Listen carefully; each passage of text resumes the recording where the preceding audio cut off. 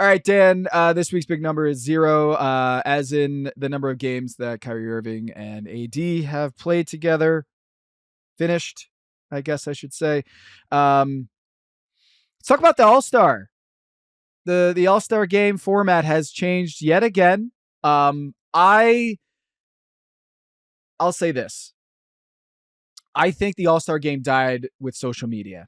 I think the All-Star game died with player empowerment. I think it's been dead for a while, is the idea that there's some sort of mystique. There's some sort of special aspect to the All-Star game. When we were growing up, it was the only time you could see them all playing together and on the same team. Right. They weren't hopping from team to team like they do now, getting traded or signing in free agency that LeBron James in 2010, changed the game by deciding I'm going to decide my future, not let my team decide what my future is. I'm going to empower myself to make that decision. And it started a cascade of players, superstars, deciding where they wanted to play next and forcing trades or free agency. I think the All-Star game, Dan, is salvageable to an extent, but I think the post-mortem of the All-Star starts like 5-6 years ago. Social media takes off. We can see the access to these players, their interactions. We grew up with them. There isn't this, allure to the All-Star game that there was before. I don't even think East versus West is going to do it, because the problem with player empowerment is that the guys who you kind of associate with being a Western Conference guy is in the East Coast now, and the East Coast guys that you associate with being an East Coast are now on the West Coast. And so you lose some of that East versus West because of all the rotation and turnover in the league. So Dan, let's just get to the format here. It is going to be USA versus World All-Stars, basically, which is kind of what they did last year with Team Chuck, is they were kind of soft launching this idea last year, and then they were able to kind of put it and codify it. Each team will play each other once in the round robin mini tournament, with the top two teams then advancing to face each other in the championship game. It'll be standard 12-minute period. I think that's kind of long, actually. And then in each game, the winner will be the team with the highest score after 12 minutes. There's going to be a world squad with 8 players. And if they don't meet the 8 players, then Adam Silver can add however many it needs, international guys, to get to the 8-person roster minimum for the international squad, so the world squad. Last year, Shai Gilgeous-Alexander, Nikola Jokic, Giannis, Alperen Şengün, Pascal Siakam, Kyrie Irving, and Victor Wembanyama. 7 players to the world team, so they would need another one to make it this year. My third eye is open on this. I kind of feel like the voting... Sorry.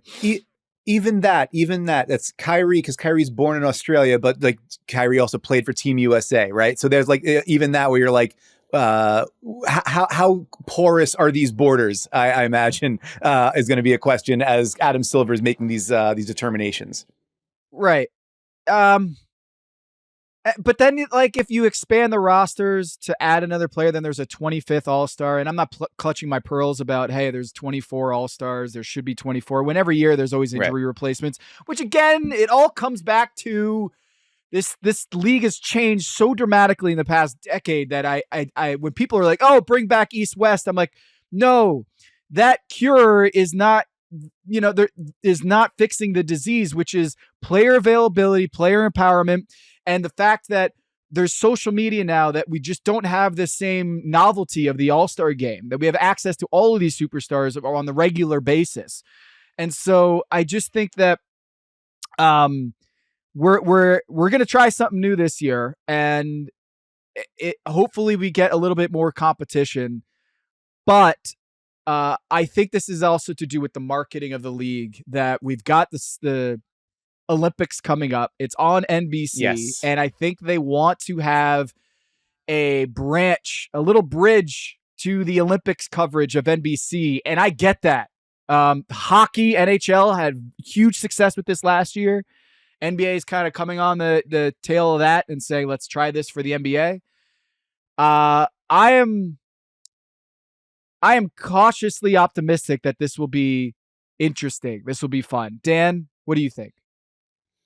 Yeah, I think you're right to point to that. Was it? I think the Four Nations Face Off was the name of that sort of mini tournament that the NHL did that got people really excited about that. I think it'll be a little bit more difficult to totally replicate that because it's not like you're going to say, here's Team France, here's Team Cameroon, here's Team whatever. Although I would love that. That'd be pretty rad. I don't know that you can fill out the rosters quite the same way as you could with the NHL. But the idea being like, I don't know if you can force motivation in the same way that Adam Silver has tried and the front office, the league office has tried in a variety of different iterations over the last handful of years. Maybe this tweak, maybe the Elam ending, maybe, mini tournament, maybe the Rising Stars go into it, maybe, all these sorts of tweaks and adjustments to it. Maybe it's, go back to wearing these sorts of uniforms. Maybe it's, like all different sorts of gimmickry. And none of it has really led to much more in the way of consistent competition. Maybe national pride is a button you could push. It feels a little bit like a fraught button to push, to be honest with you at this moment. But I think it's interesting.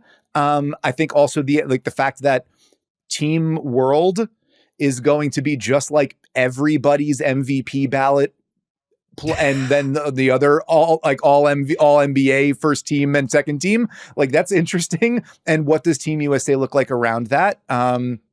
Especially if we're looking at a world where it's not, LeBron James and Jason Tatum or whatever. I mean, although your third eye might wind up being open if LeBron doesn't play enough games or whatever. But we need one more US guy on, and maybe LeBron will play.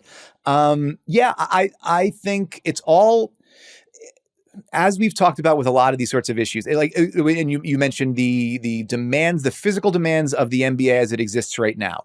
Players have to cover more of the court faster, and the interactions and the athleticism that's required to do it are greater today. The strain is greater today than it has been at any point in NBA history.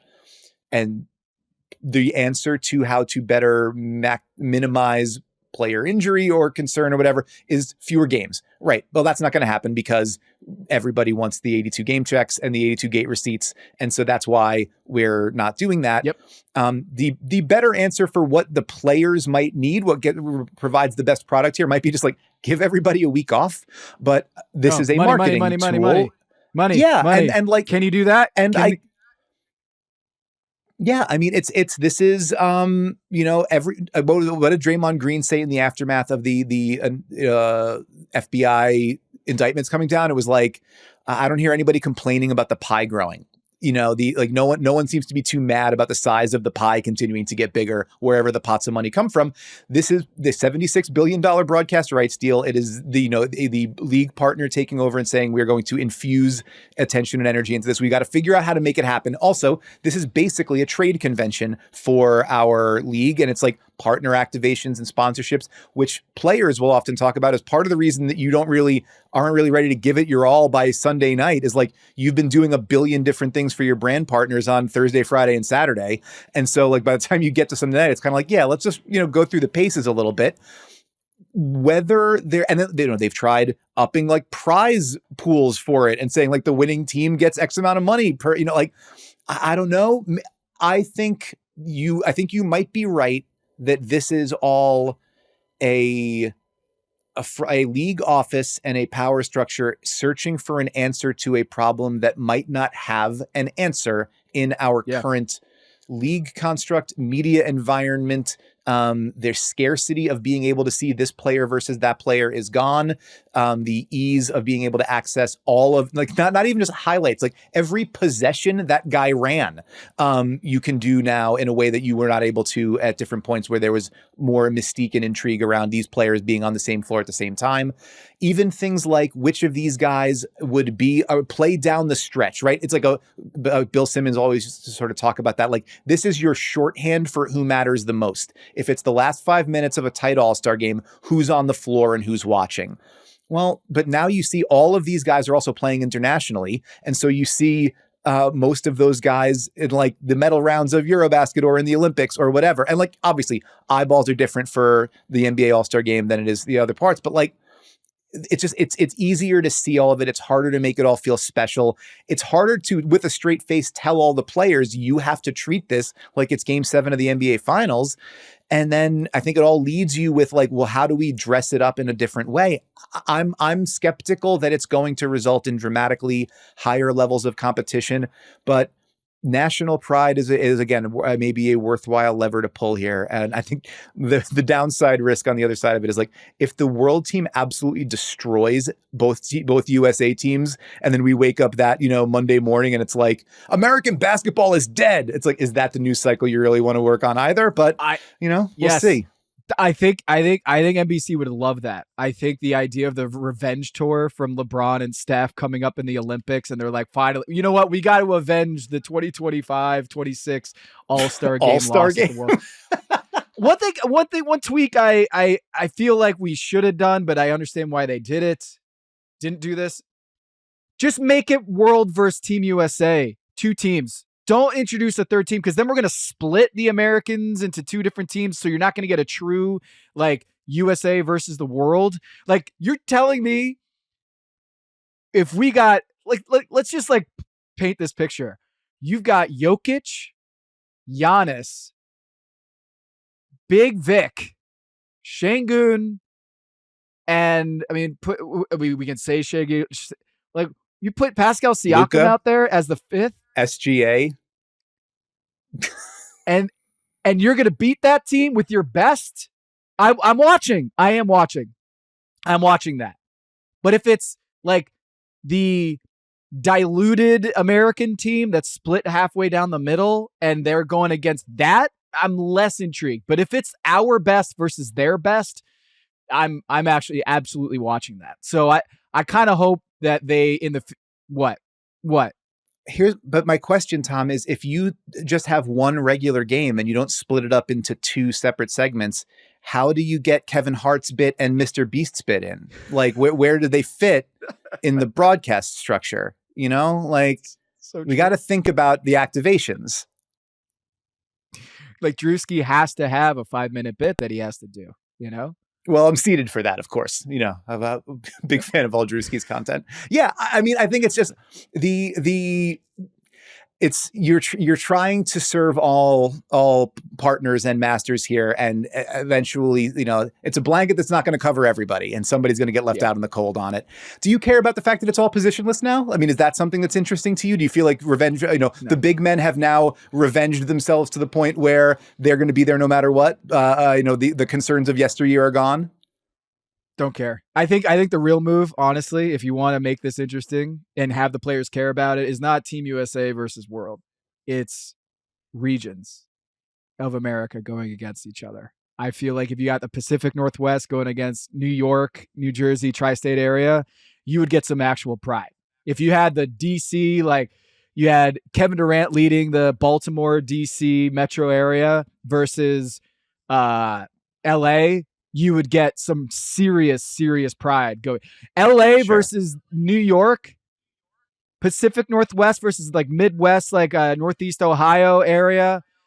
Like, what team does Steph play for?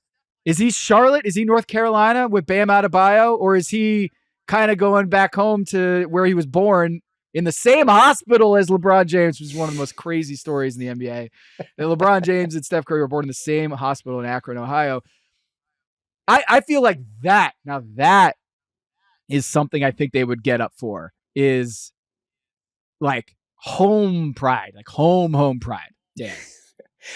Again, we're really leaning hard into like, how do we stoke tribal fury? And I have a little bit of concern about that, but I do hear the argument. I hear what you're saying. And it's like, well, right. But if you're not playing for, if increasing the amount of money you make from it is not doing anything, if just the like entreaty to, make Michael Jordan proud or whatever isn't doing it.